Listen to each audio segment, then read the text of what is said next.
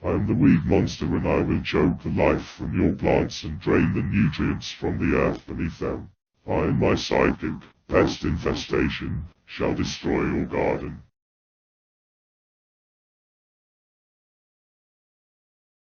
Hooray, it's Spray Bottle Guy.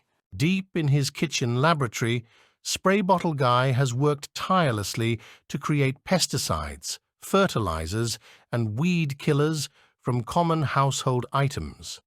Now he has come to save your garden from these evil villains. Hello and welcome to the second episode of Urban Green. My name is Alan, I'll be your host. I do want to welcome you back to my garden. Today we'll be focusing on natural pesticides and natural fertilizers. So one of the natural fertilizers I use is Neem Oil. I don't know if this is going to show up on the camera or not. Neem oil is made from a berry of the neem plant, and it's imported from India. It's a good pesticide.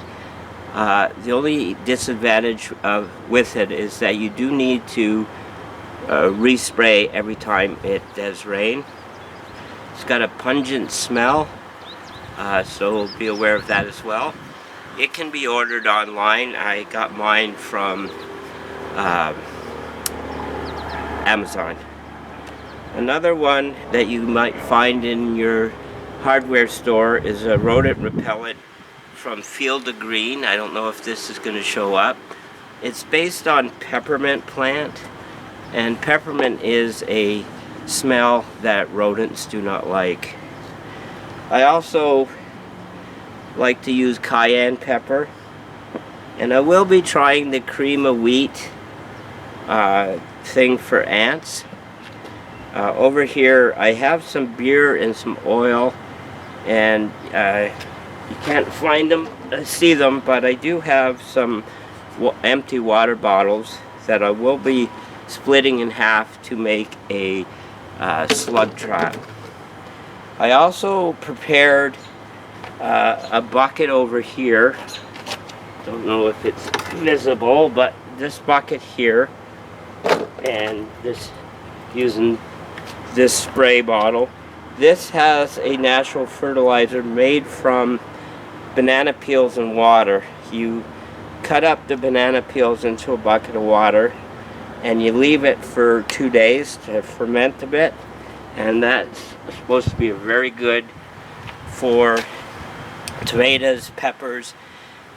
So we'll be focusing on our tomato plants, our peppers, and our fruit trees today. I also made a natural pesticide and or fertilizer kind of combination with oranges and orange peels and water.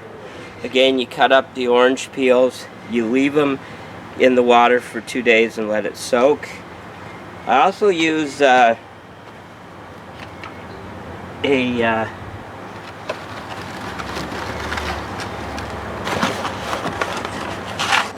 fertilizer stakes for my fruit trees, and we will be placing those today.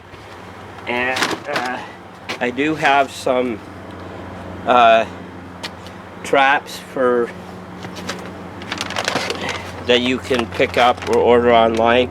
They're for Japanese beetles. We had quite the problem with Japanese beetles last year, so I'm going to be prepared. They come out at about the end of June, last week or 2 of June, so I'm going to try to prep for that.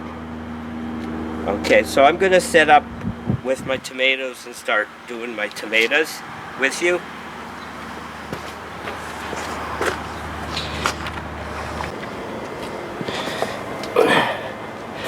So hopefully you can see me okay. I'm going to start with my tomatoes today, and I'm going to be pruning them down a bit off the stem, get the suckers off, which is what I'm doing right now.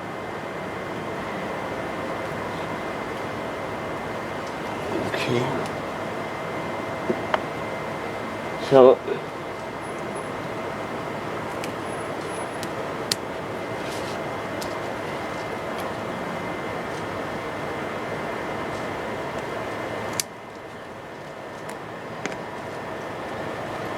what I'm trying to do mainly here is just get the stock, leave where the tomatoes are actually growing, and eventually just have it grow up with a canopy. I'm going to tie it at first. I'm going to tie it at first to these small dowels, but I will be replacing these with bigger, more sturdy stakes.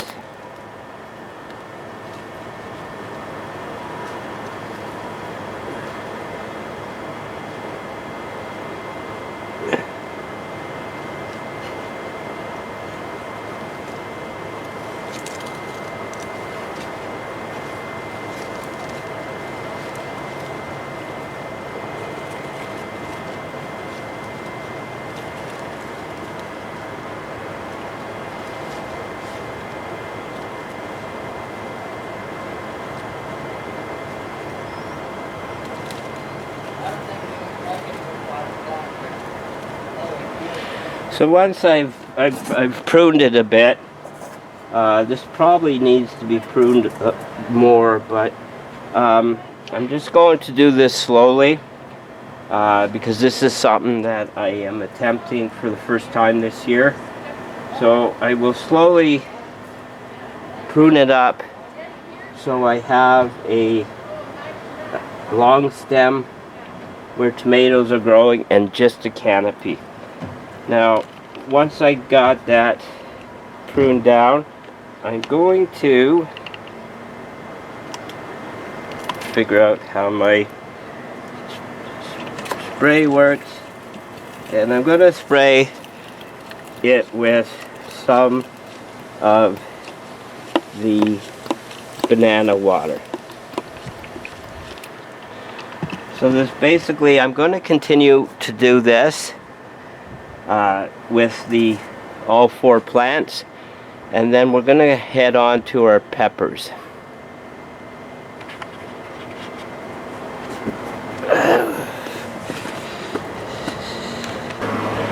Okay, hopefully you can see me a little bit better. Now, some people prune up their and cut the tops of their pepper plants. I don't do that myself. I find I have just as good of a yield if I just leave them to grow naturally. But there are good videos out there that will show. What I'm doing now is spraying them with the banana preparation with the banana peels, the fertilizer, and I do this with my eggplant as well.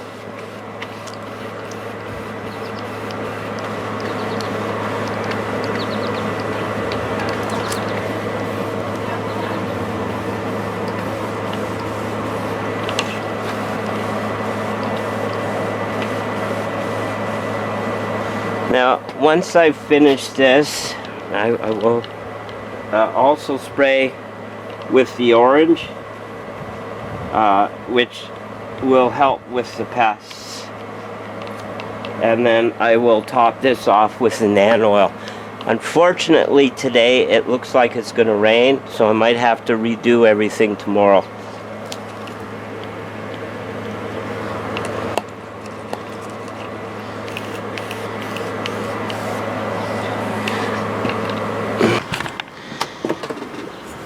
For the trees today, I will be putting the fertilizer sticks in. Sorry, it's hard to show both my trees and myself. But as we had talked about, looking down here is where the line is, where the rootstock is. So I will be cutting this piece off right here, And excuse me, I'm just going to get some clippers, and I will do that. So we've clipped off the 2 branches, hopefully you can see me. The 2 branches, I'm going to lower the camera so you can see it down better. So down at the bottom here, these ones here are the same as this one here. Now this tree is a little bit special because it has 4 grafts on it. So it has 4 different plum trees on it. So next to the root system, I'm going to put one of my stakes down and let it slowly fertilize the tree through the year, and hopefully that'll increase our yield a little bit.